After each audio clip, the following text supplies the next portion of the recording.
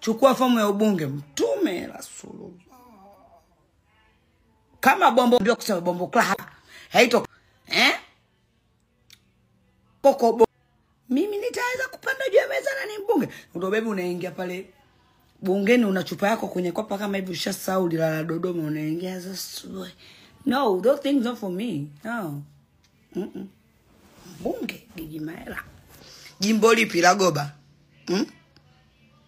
Kota my love Matale, I miss you girl. By the way, vile niwaulize. Kwa nikishakuwa that mbunge, what is gonna help you? Nikachukue fomu. Nitaichukua fomu nikitoka nje nitawaza mara mbili nitamrudishia mwenye fomu yake. Kwa sababu baby, fomu ya shule tu sikuifuata. Fomu yangu tu ya shule sikuifuata. Kifanya kumtuma mtu anidelivery. Itakuwa fomu hiyo. Kuna jamani, jimbo lipi nagombania? Niambia nje gombania kwenu, labda huko kuna pambe baby. Mimi nakuja kuona kwa viti maalum na maalum zake. Niko lele utaamini niko na cheti changu dadako we. Unaweza kanipiga salute. Sio kunipigia ukanipiga. Eti gombania Goba. Wagoba, mtanipigia kula. Hamtaka tu nzalilike kwenye ule mstari pale. Mwanamke nikaifu.